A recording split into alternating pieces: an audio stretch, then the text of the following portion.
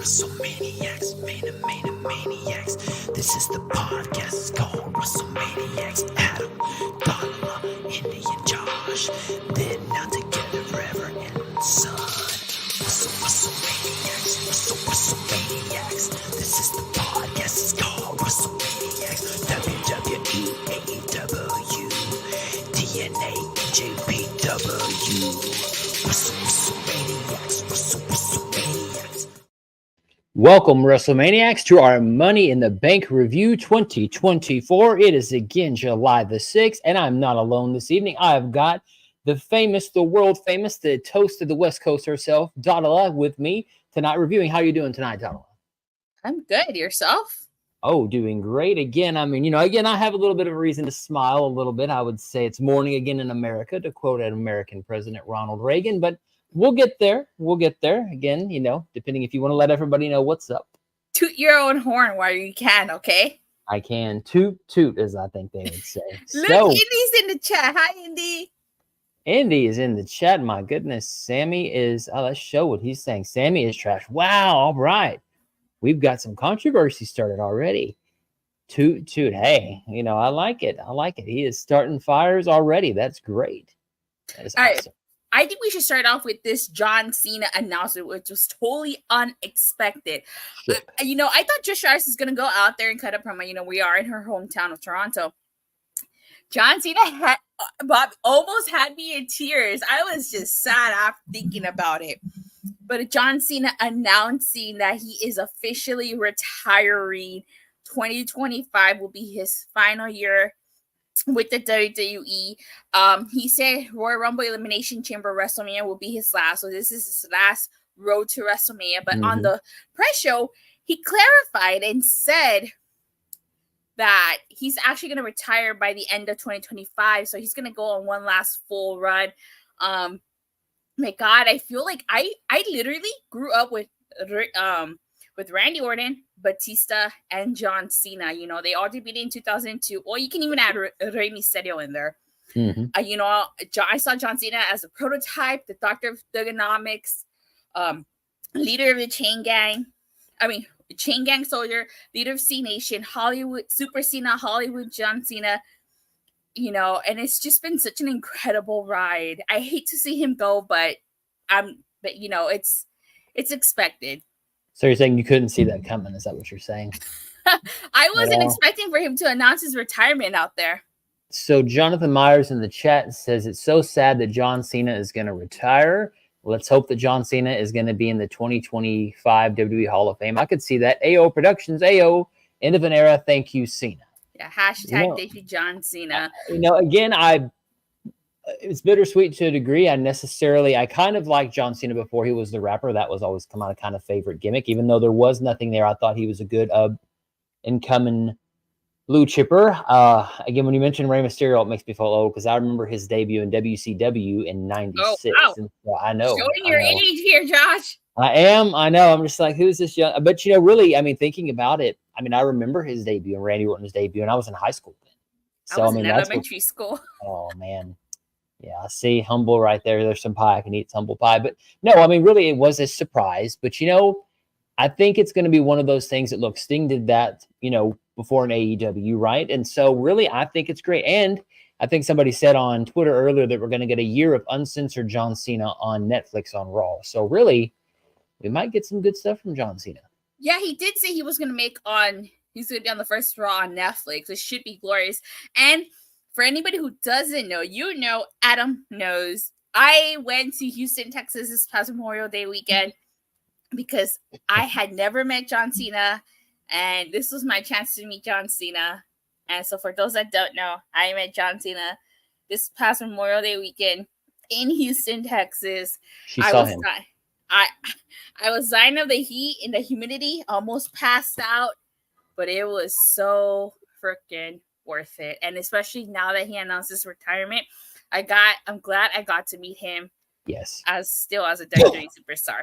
We got less than 2 years to enjoy his last one. Yes, we do. So yes, that's right, AO. And we also got something from Jonathan Myers saying, by the way, John Cena returns as Peacemaker for the second season of HBO Max. So, hey, that's great. Again, John Cena, this is something that I don't imagine John Cena is really going to go away. It's just going to be, he's going to be no longer active. I mean, Batista retired in 2019. Sting retired earlier this year. So, hey, again, definitely not a bad thing. Again, he had a great run. And, I just hope whoever he puts over in that year, he puts over. Because, again, as I'd mentioned in the chat before, privately, of course, in our group chat, that, I felt that Solo Sikoa and Austin Theory really didn't get the momentum that they should have gotten from beating Cena so well, especially Solo. But, again, that's another time. But, yes, very shocking news coming out of Money in the Bank. No one saw that coming. There wasn't even a tease announcement. And we now know that the end of the era, the Ruthless Aggression era, Randy Orton is technically the last one that's active.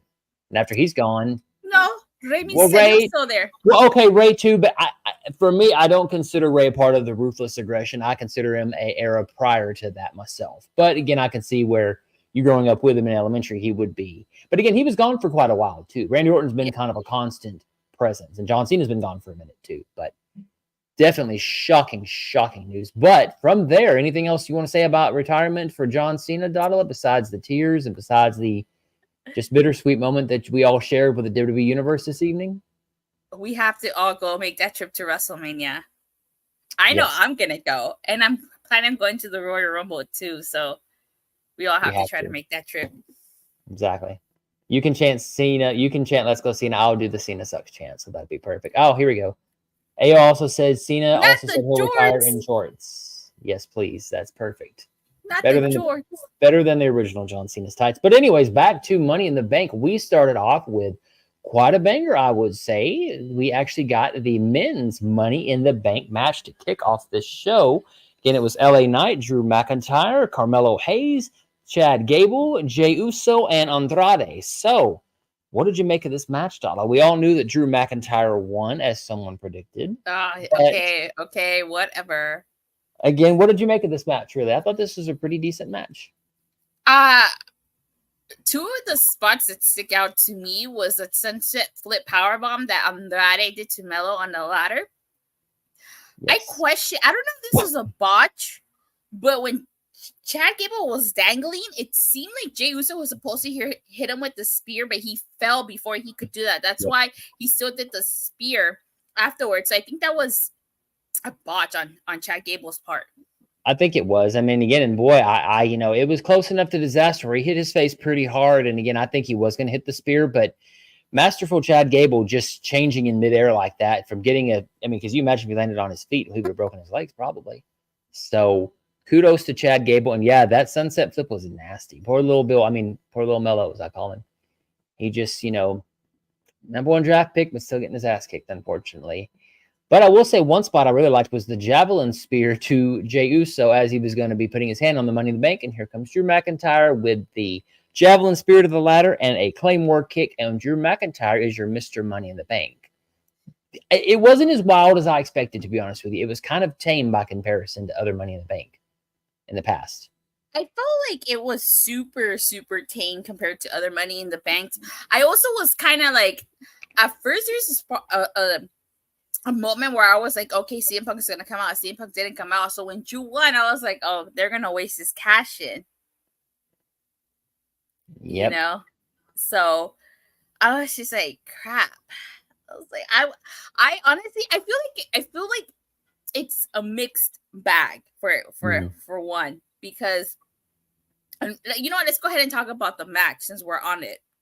But before, or are you done giving your thoughts on the Money in the Bank? Yeah, we can. I mean, we can go to the title match because it ties in together. That's fine. We don't have to always go in order. So this will tie in. This was the third match. We're going to skip ahead because, again, Drew McIntyre winning the Money in the Bank ties into the thread of this next match of Damian Priest, your World Heavyweight Champion, versus Seth frickin' Rollins. And I imagine what the other word will be coming Netflix time. But again, I'll share that video on Twitter, maybe get beeped, but it's pretty funny. Anyways, go ahead. So I I honestly didn't like this match. I felt like something was off about this match. Not to mention, it looked like Damian Priest botched after that superplex and Falcon Arrow. It seems like he forgot to kick out. That's why everybody was like, what? That was in 3? He's starting to, I mean, and again, look, I'm proud of the man. He finally is World Heavyweight Champion, got his own damn locker room for the Judgment Day. So proud of him. I've been calling them for him to do that. So I think it's just the pressure maybe getting to him a little bit. And not in a bad way. I mean, again, he's been a fine world. I think now they're finally starting to let him hit his stride a little bit as world champion. And I think it's just one of those unfortunate things. Look, at least he didn't trip over the top rope and tie himself up again like, the last PLE. So the match was, what's funny? They telegraphed it because if you notice, they kept looking to the entranceway. So at that point, you kind of knew something was going to happen. So the entire match felt like they were basically killing time to get the spot of like, okay, now this is the spot where Drew McIntyre comes out. So they almost kind of, I don't want to say ruined it, but they made it too much about them looking to the entrance ramp, waiting for Drew McIntyre, both of them. Yeah, I did notice that they kept looking to see when Drew McIntyre was going to cash in. I was like, is Drew McIntyre going to troll them and not cash in this match and cash in on the main event? But no. Once Corey said it. He cashed in, which you also called. I did. Toot. And CM Punk comes out and he chokes Drew McIntyre. He takes the title, and there's this picture of CM Punk sitting on the announce table with the title. And he hits Drew McIntyre with it, and this allows Damian Priest to retain with the South of Heaven chokeslam to Drew McIntyre. Now, Damian Priest wins. You could tell everybody was not happy with this. Damian Priest looked pissed because remember before the match at this with the Judgment Day, he told Judgment Day to stay out of the match, and he didn't want anybody getting involved in his business. CM Punk got involved in his business. Right. Seth Rollins was not happy. And Drew McIntyre is always not going to be happy. I get storyline wise why they gave Drew the Money in the Bank briefcase because of this.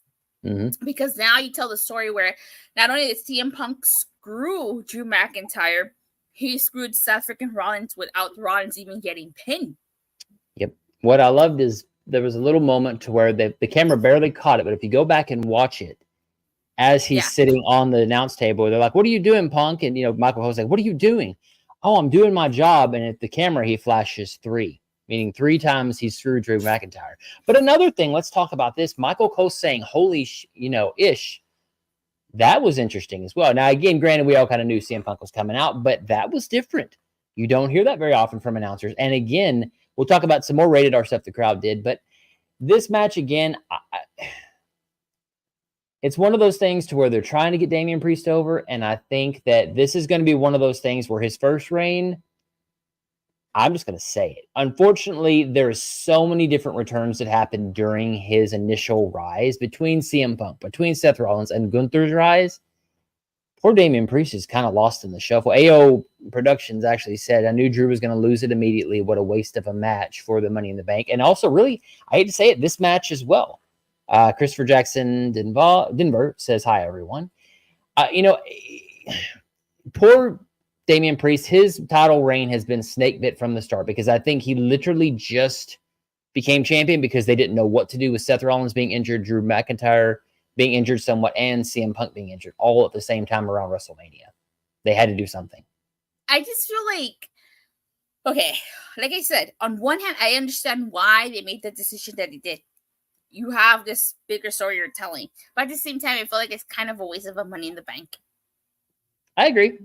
I mean, I agree. But the whole night there, if you watch it back, they're telegraphing saying people have, cashed in sometimes on the same night. It's happened so many times. And at that point, I knew, okay, Drew's going to do it. So they were almost telling on themselves saying, wait for it. And again, the whole match was literally they'd hit each other and then they'd glance back. It'd been different if he was, I just think that's what took me out of the match because, again, they were basically saying, wait for Drew to show up, wait for Drew to show up, wait for Drew to show up. I understand they're trying to get the idea of the paranoia of Damian Priest and Seth Rollins, but really, it was almost too obvious at this point to be enjoyable. Yeah. Punk returning was a surprise. I mean, to the universe, it was a surprise. I kind of guessed that. But, I mean, I don't know. This match will probably go down in history as probably not one of Damian Priest's greatest matches. I mean, this first title reign, I think, is not going to be remembered very well, unfortunately. No, I don't think so either. His second reign might be better once he gets another one because I think he's a great champion. I just think he just is snake bit. Christopher Jackson says, 2 disappointment in my opinion was the Money in the Bank and Sammy versus Braun. We'll get to that right now. We'll get to that. Yep. It's not that Damian Priest is a terrible champion. It's just his booking hasn't done him any favors. That's the thing. Because I feel like with this run isn't about Damian Priest himself. It's about the story that they're telling with the Judgment Day. That is why his reign hasn't been so as strong as it should be, because this whole first title reign that he's on is about telling us the breakup of the Judgment Day. That's why it feels the way it does. And to be honest, really, and I'm not saying he's not a good talker, but they're not letting him really speak. If you think about it, it's the same kind of like, I was going to cash in on you. That's really great. All rise for the Judgment Day. That stopped because you had El Campeón. Right. But to me, I feel that once Roman Reigns and the Bloodline kind of did the acknowledge me, that kind of went away. They still do it, but it's still almost like, I'm not saying it's a copycat, right? But I don't know. Again, as you said, the stories surrounding his reign are the Judgment Day's breakup. And then, of course, you have Seth Rollins, CM Punk, and Drew McIntyre. And, of course, now Punk grabbed the world title, even to hit Drew McIntyre, but there's something to that as well. I bring some good points. Interference after interference on these defenses. I'm getting kind of tired of it, too. Yeah, Damian hasn't been built as a strong champ. Yeah, you're right. Again, that's the problem. Again, like I said, Judgment Day the champ couldn't get his own damn locker room for 2 months. And now he finally has it. And now Liv Morgan is just jumping in, and there's no, I don't know. Again, poor Damian. That's all I can say, because I think he definitely can pull it off. I just think he needs more time to speak and really give me a promo that makes me believe into him. Yeah. So we get the IC title match. It's Sami Zayn versus Braun Breaker. I thought this was a really good match at first, but I was surprised by the outcome. I mean, Braun Breaker is terrible, in my opinion. I actually thought he did a pretty decent job, Braun Breaker, holding his own against Sami Zayn. But I was really surprised over the fact that Sami Zayn won, because I was like, okay. The outcome again, I meant. I thought they were going to give this to Braun Breaker. I mean, you want to build Braun Breaker as a heel? You want to build him up? You know how you could have built him up? You have him go out there and beat the living tar out of Sami Zayn in his home country of Canada. I mean, beat him down senselessly and take the title off of him.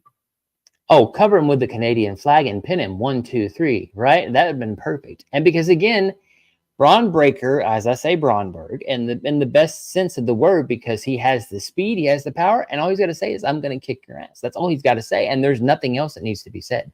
I don't need a long Braun Breaker promo. I'm basically, when he said, I'm going to kill you, Sami Zayn, and for him to lose that way, I don't understand. He said it best. Sami, you don't need the Intercontinental Championship at this time. There is no reason for you to need it. You don't need a title anymore. I would have understood if, like, Braun Breaker's emotions got the better of him and he would have gotten himself DQ'd, and then you get a rematch. But Sami beat him clean. So where do we go now? Buried him. Just buried that poor man. And I don't understand. I'm sorry. Sami Zayn himself said, it almost reminded me of Dusty Rhodes saying, I don't look like the champion of the day, because, I mean, Jim Cornette, again, kudos to Jim Cornette. Shout out to him. He said it best, that really, when you look at Braun Breaker and you look at Sami Zayn and you're a fan that's just coming in, you're like, why the hell is the homeless looking dude champion and that Braun Breaker guy hasn't killed him yet?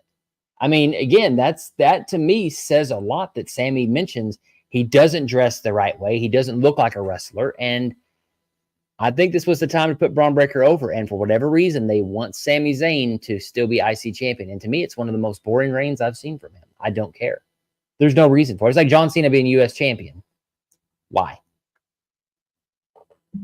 How Sami survived these defenses. Ayo, you're right. Yeah, I'm saying, like, you could have built a monster hero in Braun Breaker if you'd have had Braun Breaker beat Sami Zayn down. And I mean, like, beat his ass down. He's Batista, but a lot more faster and a lot quicker. I mean, he definitely could be that kind of Batista-esque imposing. I mean, he stands there. He's $1 million. And why Sami Zayn's beating him? If it was Kevin Owens, I could say, okay, Kevin can bring the fight, right? I get it.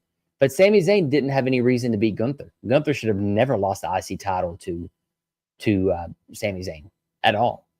So, I don't know. Something about Sami Zayn is beloved. I mean, to me, if he cleans up a little bit, maybe I could buy into him. But right now, he's just holding these young kids down, unfortunately.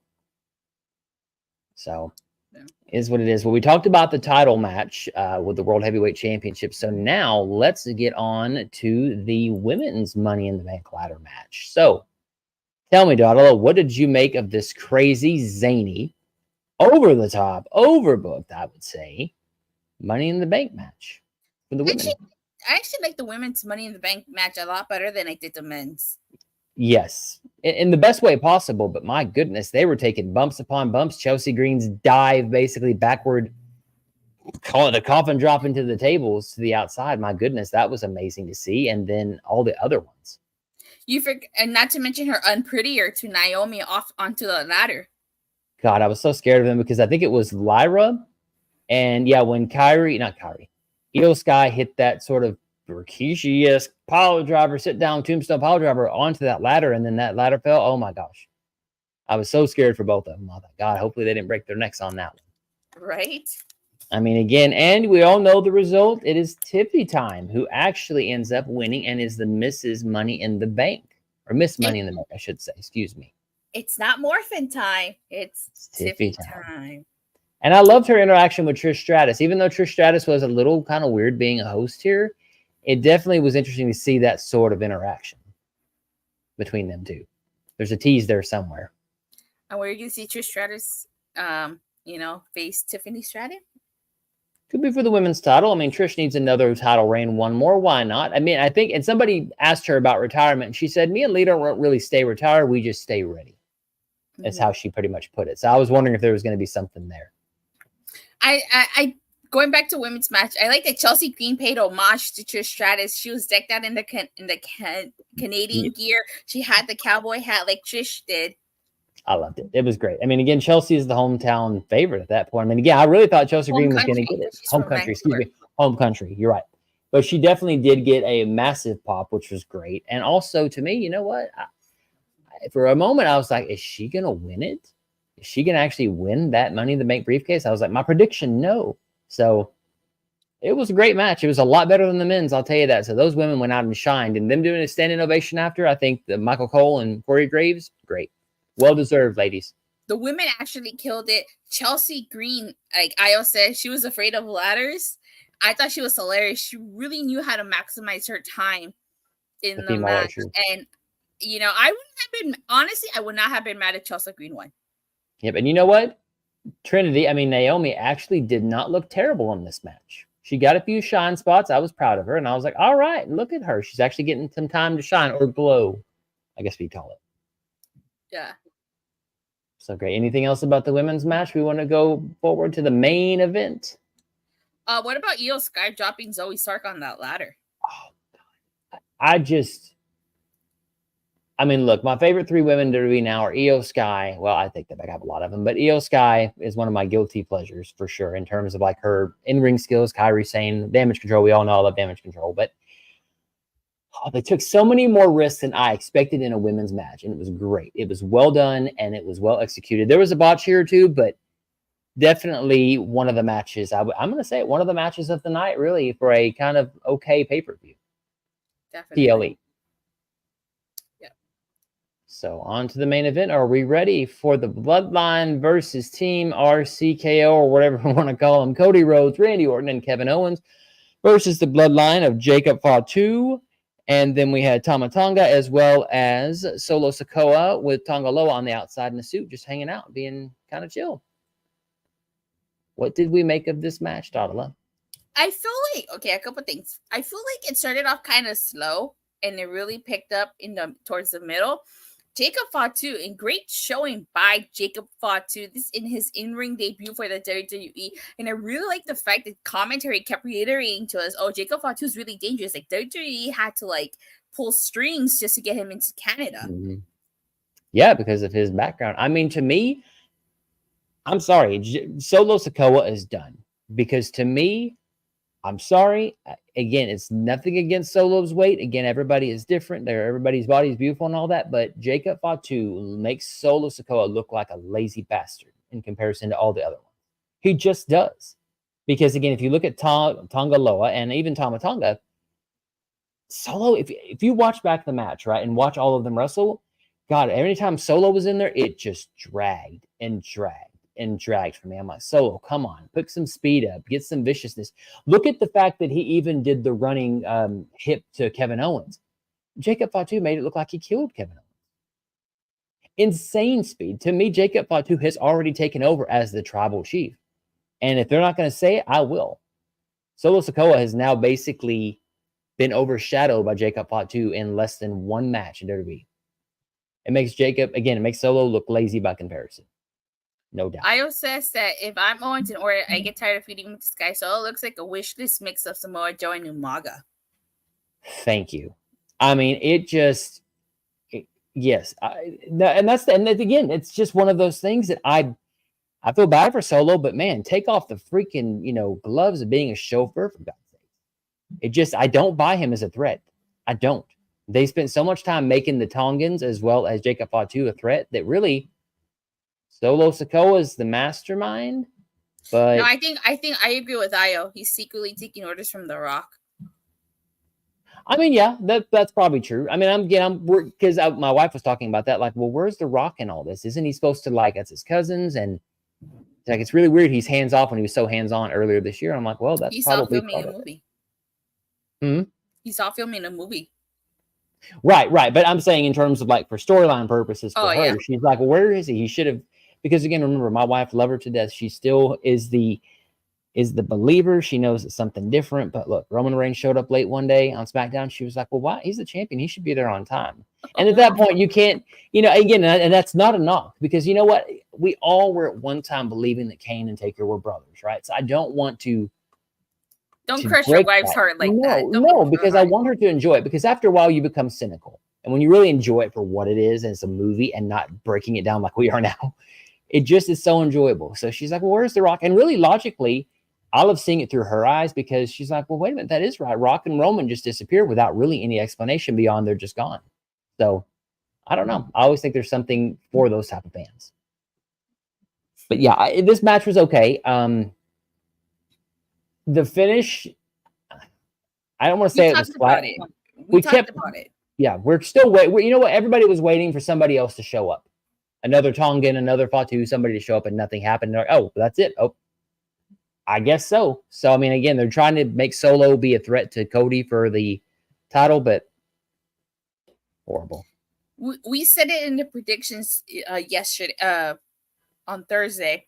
We did. That if Solo was going to be the next challenger for Cody, he had to pin Cody in the bloodline, had to win this. Yep. And that happened. But you're right. I was expecting someone to show up, especially at the end when they had that close-up shot at the blood. I'm like, who's showing up? Is it Jimmy? Hikuleo. Is it Hikuleo? But no, nobody else. Literally, the only person that showed up was CM Punk. And this is, I guess, a lot of people thought that we were going to get a multitude of surprises, because Triple H said that tonight was going to be full of surprises. And I guess the biggest surprise was John Cena announcing his retirement. Mm-hmm. Right. And AO said, I heard folks hyping AJ Lee returning. Well, again, look, hey, that's all right. But, the man, I looked up Hikuleo, okay, because I don't really admittedly know about him. The man is 6'8". Can you imagine that giant of a man? I say giant, but a really giant dude all of a sudden showing up behind Cody, or some giant hand just grabbing him basically away from that wild hair that Hikuleo has. So to me, this would have been the perfect opportunity to have a 5-on-3. But you know what? I think it was a guy on Twitter. God, I can't remember his name. The PEGE. He actually said that why didn't John Cena come out and wrestle to kind of as a fourth, as a backup? So I really thought, well, that would have made sense. But he's there for the retirement. But overall, what do you make the pay-per-view out of I'll say, because this is your line. It's not my line. It's your line, Dadla. Out of 10, you go ahead. It is your place. You mean on a scale from a 1 to Sean Spears' perfect 10? Yes. What do you rate this pay-per-view, PLE? Will it go down in history? I appreciate the fact that we had 5 matches. Quality over quantity. Yes, quality over quantity. I just felt like a lot of these matches were not as, how can I say this? While they were decent matches, I just felt like there was something, a lot of these matches were missing that extra oof. You get what I'm saying? Mm-hmm. Yeah. AO Productions, NXT better be good tomorrow. Yeah, we'll see. We'll see about that. NXT, NXT. Yeah. Don't know about that. We'll see. Yeah, well, definitely will. I was not a huge fan of this pay-per-view. I was expecting more, and when they're hyping SummerSlam is the biggest summer of the party, you kind of realize that, oh, this is a pay-per-view to get us to SummerSlam. Yeah. It's kind of like Elimination Chamber. It has effects on WrestleMania, but you're kind of more like, all right, nothing crazy is going to happen really until WrestleMania. Same with SummerSlam. Besides John Cena's retirement, besides the Money in the Bank being wasted at this PLE, that I think those are going to be the only two things people remember. Sadly. I'm going to be generous and give this pay-per-view a 7 because John Cena announced his retirement. But if you take out John Cena, this is more like a 5.5. I'm going to, you know, this is so hard because I didn't dislike any of the matches. I just didn't love them. Yeah. I mean, I'm going to give it a 6.5 because I felt like that throughout the show, they kept reminding you something's going to happen, something's going to happen. And some things did. But besides the John Cena retirement, nothing earth-shattering where I was like, wow, holy crap. Like if CM Punk had showed up, had Drew McIntyre taken him out 3 months ago after WrestleMania, beat the bejesus out of him as he should have, fine. But the fact that Punk was only around 2 weeks ago, it's like, well, he's had enough time to recover after just getting beat up. So of course he's going to show up now. There should be no surprise in that, him showing up. Because they're at a PLE where all of the brands are. If they, I hope one day they switch them back to SmackDown and Raw PLEs. I enjoyed that so much because I remember Goldberg showing up at No Way Out 2004 to build to Brock Lesnar. But it was like, holy crap, Goldberg is on a SmackDown pay-per-view. I mean, you know, again, that genie in the bottle you probably can't capture again. But still, we got something from AO Productions. McIntyre was pissed off backstage and attacked Pierce. Oh, I didn't see that. I have to go watch that now. Good. It just, I mean, if I had a favorite match, it would be the women's Money in the Bank ladder match. I thought the women absolutely killed it. They were the highlight of the night for sure. Yes, exactly. I think we all kind of have now got to the point of like, what is the bloodline going to do? Okay, nobody showed up. Roman's not going to show up. I did think it was interesting they mentioned Brock Lesnar's name tonight, though. As they have not talked about him in quite a while. And they talked about Brock Lesnar cashing in on Seth Rollins. It's a small detail, but again, Brock Lesnar was persona non grata for a while. So it's interesting to actually reference his name. Dean Ambrose, too. I don't think there's anything to that. But Brock Lesnar being mentioned was interesting. So maybe that leads to something. Maybe. We have one last thing to talk about before we sign off. We do, don't we? Oh, my God. We do. Oh, hold on. We got one more. Horizon. 9 out of 10 for me. I didn't like how they made Drew look so stupid, and I'm a fan of his and empathize with the guy. Everything else I very much enjoyed and was surprised enough. Oh, okay. Okay. Hey, you know. I like the contrarian view. Yeah. Love it. Yeah, I like your opinion. Yeah. That's good. But we have one last thing that we want to talk about. Predictions. As you guys know, we did our predictions. And Josh here beat the reigning, defending, undisputed predictions champion, Adam Perez, baby, who I don't know if he's watching.